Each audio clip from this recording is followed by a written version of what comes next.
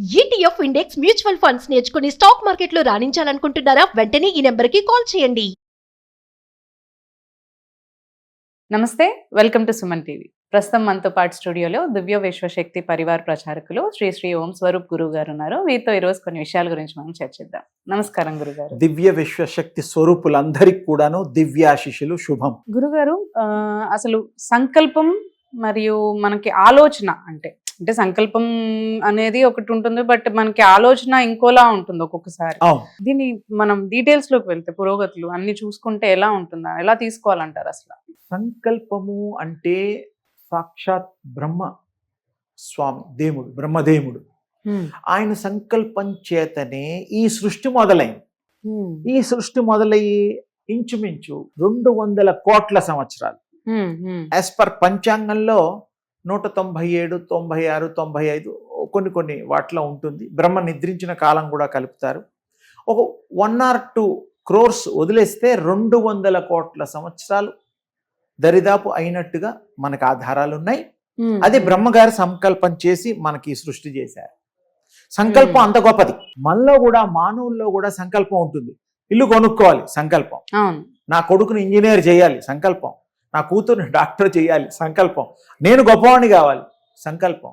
నేను గొప్ప business magnate అవ్వాలి, నేను ఇందిరాగాంధీ లాగా ప్రైమ్ మినిస్టర్ అవ్వాలి. తల్లులు కొంతమంది మమతా బెనర్జీ లాగా ఏదో వాళ్ళ కొంతమంది మరి రామారావు అంతటి గొప్ప పేరు తెచ్చుకొని యాక్టింగ్ లో అలా అనేవాళ్ళు. కోరికలు తప్పులేదు, కానీ సంకల్పం గట్టిగా ఉంటే ప్రయత్నం అంటూ చేస్తే ఒక స్టేజ్ కన్నా వెళ్ళగలుగుతారు.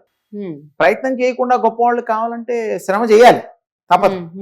శ్రమిస్తే ఆ భగవంతుడు కరుణిస్తాడు, మనకి ఉత్సాహపరుస్తాడు.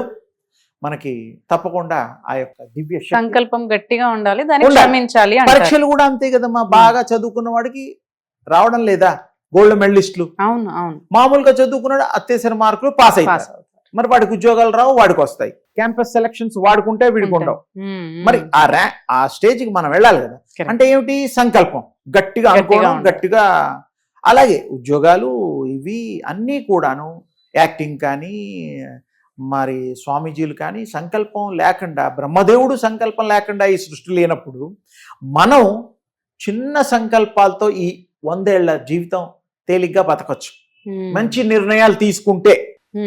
ఇవే సంకల్పాలు ఆలోచనలుగా మారి ఆలోచింపచేసి యద్భావం తద్భవతి యదో ధృక్ తదో భావ. ఏదైతే చూస్తామో అదే మనకి ఆ భావం వస్తుంది. ఆ భావం వచ్చినప్పుడే సంకల్పానికి బలం చేకూరుతుంది. బలం చేకూర్చి మరి చేయగలుగుతాము, సాధించగలుగుతాము, అందరితో సమానంగా ఉండగలుగుతాము. మరి సాధన చేయుము నరుడా, సాధ్యము కానిది లేదురా అనేటువంటి పూర్వీకుల మాట. ఎవరైనా ఏదైనా సాధ్యపడుతుంది చేస్తే. అందుకని ఏంటంటే మనం మంచి ఆలోచనలు, ఇంకోటి ఆలోచనలో ఇంకొంచెం పైమెట్టు చెప్తా. ఆలోచనలు అనేటువంటిది సృష్టిలో ఆలోచనలకు కూడా ఒక బ్యాంక్ ఉంది, డబ్బులు దాచుకున్నట్టుగా. థాట్ బ్యాంక్ అంటారు అకల్టిజంలో. అకల్ట్ అనేటువంటిది రహస్యమైన అతీంద్రమైన శక్తుల్ని ఈ పదం వాడతారు ఇంగ్లీష్లో. దాన్ని అకల్టిజం అంటారు. మన వాళ్ళు తక్కువగా వాడతాం, మనం అతీంద్రియ శక్తులు, సంస్కృత పదాలు వాడుతూ ఉంటాం. అందులో ఏమిటంటే ఇవన్నీ కూడా ప్రపంచంలో ఉంటాయి. మన వాళ్ళు ఏం చేస్తుంటారు, అప్పుడప్పుడు మాట్లాడుతూ ఉంటారు, ఏదో ఒకటి ఆలోచనలు చెప్తూ ఉంటారు, సలహాలు ఇస్తూ ఉంటారు, ఐడియాలు వస్తూ ఉంటాయి. ఐడియా అనేటువంటిది ఎక్కడి నుంచి వస్తుంది అంటే, నువ్వు ఆలోచిస్తూ ఉంటే, నీకు కొంత నాలెడ్జ్ దాని మీద ఉంటే, అనుభవంతో అది చెప్తాం. ఇంకా కొన్ని సడన్గా వస్తాయి, మాట్లాడుతూ భలే ఆలోచన వచ్చేసిందిరా అంటాం.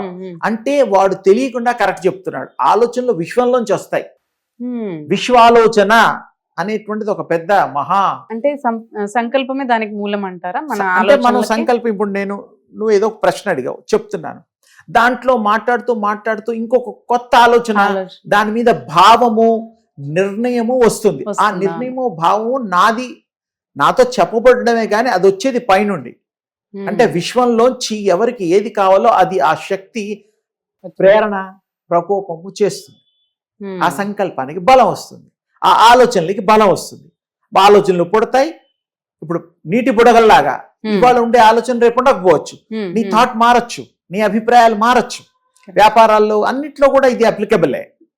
ఈ 4 రోజులు ఈ ఉద్యోగం బాగుంది, మళ్ళీ దీనికంటే బెటర్ ఉద్యోగం వచ్చింది, 4,000 ఎక్కువ వస్తాయి, మారిపోతావు. తప్పులేదు, మారచ్చు. ఎందుకు? నీ మనుగడ సాగించడం కోసమే, వృద్ధిలోకి రావడం కోసమే కదా, 1 రూపాయి కోసమే కదా ఉద్యోగం చేసినప్పుడు. పర్మనెంట్గా ఒక చోటు ఉంటే నీకు ఎదుగుదల ఉండదు. వాళ్ళు ఎలాగో వీళ్ళకి ఏది గతి లేదు, ఇక్కడే ఉంటారని చెప్పేసి వాళ్ళు ఏం చేస్తారు, అంతే జీతాలు ఇస్తారు. మా అంటే ఏదో అక్షింతలు వేసినట్టు 1,000 రూపాయల వాడికి 100 పెంచుతారు, 10,000 వాడికి 1,000 పెంచుతారు, 1,00,000 వాడికి 2-3 వేలు పెంచుతారు. సహజంగా జరిగేది అది. నేను ఎవరిని ఉద్దేశించి కాదు, జనరల్ సైకాలజీ. ఎంత తక్కువలో పని చేసుకుందామని ఆలోచిస్తారే గాని ప్రజలు ఎక్కువ ఇచ్చి బిడ్డలాగా చూసుకుందాం అనే వాళ్ళు చాలా తక్కువ మంది. నా మనిషి నా కోసం పనిచేసేవాడి బాగోగులు నేను చూడాల్సిన బాధ్యత, ధర్మం నాకుందని అనుకునే వాళ్ళు ఎంతమంది? అలా అందరు గనక అనుకుంటే దేశం సౌభాగ్యంగా సుభిక్షంగా ఉంటుంది కదా. మరి అలాంటి సమాజం కావాలి అంటే మనం అందం మారాలి, మన మనస్సులు మారాలి, ప్రజలు మారాలి, విశేషమైనటువంటి ఆలోచనలు, మంచి ఆలోచనలు చెయ్యాలి. చేసినప్పుడు అద్భుతాలు సృష్టించగలుగుతాము. ఈ దేశాన్ని ప్రపంచ పటంలో మహాదేశంగా, ఇప్పుడు అమెరికా అనుకుంటున్నారు, అమెరికా కంటే గొప్పగా భారతదేశం పేరు రావచ్చు మన కృషితో. నాస్తి దుర్భిక్షం. అందుకని తప్పకుండా ప్రతిదీ సాధ్యమే. ఆలోచనలు మంచి చేయాలి, ఆ యొక్క నిర్ణయాలు గొప్పగా తీసుకోవాలి. మరి సంకల్పాలు ఇవన్నిటికీ విశేషంగా ఇంకా కూడా చెప్పచ్చు. ఇంకొక మారు ఎప్పుడైనా అరేంజ్ చేస్తే ఇంకొక ఎపిసోడ్ దాన్ని ఇంకా లోతుగా దీన్ని కంటిన్యూగా చెప్తాను. తపస్సు చేసుకునే వాడికి కూడా ఇష్టం వచ్చిన దేవుళ్ళని ఎవరిని చేసినా కూడా సంకల్పం గట్టిగా ఉండి, రాముడు కావాలి అంటేనే హనుమంతుడు హృదయం విప్పి చూపించాడు చీల్చుకొని. అంటే ఏమిటి? ఆ హృదయంలో ఆ స్వామిని అంత గట్టిగా నిలకడగా ఉంచగలిగాడు సంకల్పం. అలాగే కృష్ణుడు, రాధ, చైతన్య మహాప్రభు, ఎంతో మంది ఉన్నారు మహానుభావులు, చరిత్రలో ఎంతో మంది ఉన్నారు. ఉదాహరణకి నేను చెప్పేది ఏంటంటే సంకల్పం గట్టిగా చేయండి, మంచి సంకల్పం చేయండి, మంచి ఆలోచనలు చేయండి.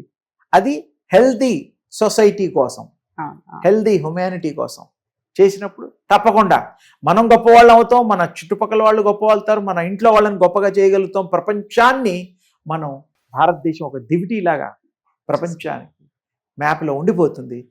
ఒకప్పుడు మనం పాలించిన దేశాలే ఇవన్నీ. అవును అవును. ఇప్పుడు ఏదో కొత్తగా ఆ దేశం ఈ దేశం 213 దేశాలు అయ్యాయి, 12 దేశాలు. అవన్నీ కూడా మనం పాలించినవే ఒకప్పుడు, భరతఖండమే ఒకప్పుడు. సరే, కాలానుగుణంగా అక్కడ పెరగడం ఏం లే, ఈ ప్రజలు కొంతమంది అక్కడికి వెళ్ళడం, అక్కడ నివసించడాలు, రకరకాల. కొలంబో కనుక్కునేదాకా అమెరికా తెలియదు, అలా కొన్ని కనుక్కున్నారు. ఏది ఏమైనా అది చరిత్ర ఎప్పుడు మనం ఉంటుంది, ఎవరైనా చదువుకోవచ్చు. ఇది ఆలోచనలు, గొప్ప ఆలోచనలు చేద్దాం, గొప్పగా బతుకుదాం, గొప్ప సంకల్పాలు చేద్దాం, గొప్పగా మిగిలిపోదాం. అది అమ్మా శుభం.